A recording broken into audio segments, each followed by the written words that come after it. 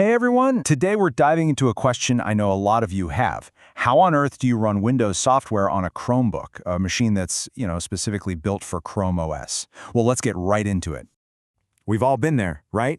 You absolutely love how fast and simple your Chromebook is, but then there's that one app, that one piece of software for your job or for school that only runs on Windows. It feels like you have to make a choice. But what if I told you you don't? Well, the answer, my friends, is something called a virtual machine. Just think of it like a clever little software trick that lets you run the entire Windows experience right on your Chromebook without having to ditch Chrome OS or buy a whole new laptop. So, what in the world is a virtual machine? I know, it sounds super technical and complicated, but the main idea is actually pretty simple. Let's break down how you can run a whole other computer, like Windows, inside a little digital box on your device. Okay, so if we're getting official about it, a virtual machine, or just VM for short, is an emulation of a computer system. It basically pretends to be a physical computer. It creates a digital version of a processor, memory, a hard drive, all the parts you need, but it's all just software. But honestly, the best way to wrap your head around it is right here.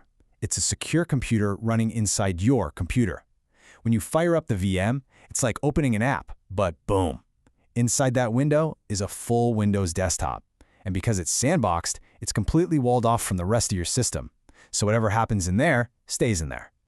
All right, so how do we actually make this happen? Well, there are really two main paths you can go down. We're going to start with the first one, the official Google-supported route that's really designed for people using their Chromebooks for work or school.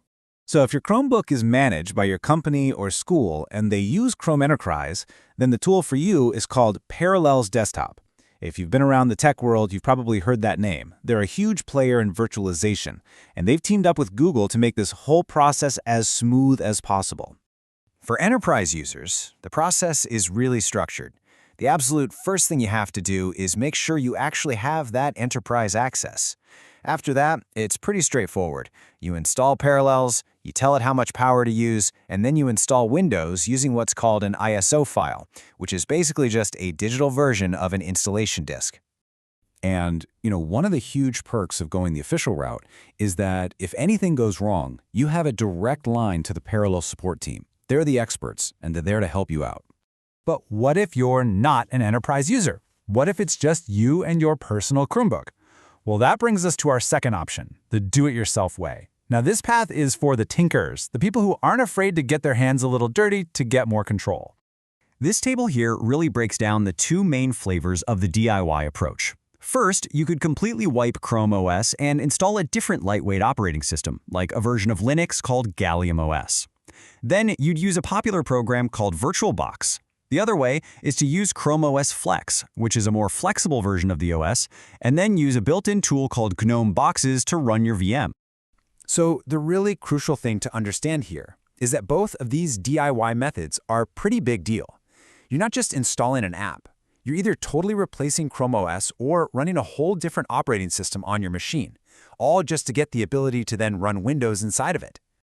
Okay, now before you get all excited and start downloading things, we need to have a little reality check. This isn't some simple, one-click magic trick. There are some serious trade-offs to think about no matter which path you decide to take. In this quote right here, this really hits the nail on the head. You are asking your Chromebook to do two full-time jobs at once, run Chrome OS and run an entire copy of Windows. That's a heavy lift. And that extra work is absolutely going to have an impact on your performance, your speed, and for sure, your battery life. You just have to remember, Chrome OS was built from the ground up to be lean and fast, which is why it doesn't support this stuff out of the box. So you're kind of working against its nature.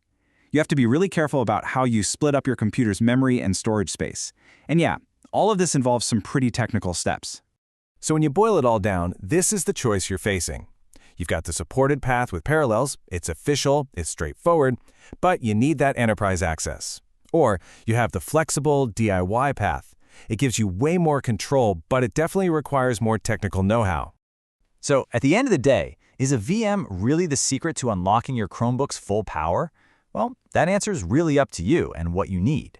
It's an incredibly powerful tool for sure, but it comes with those trade-offs in performance and complexity. But now you know the options and what you're getting into, so you can decide if that one Windows app is worth the journey. Thanks for hanging out with me.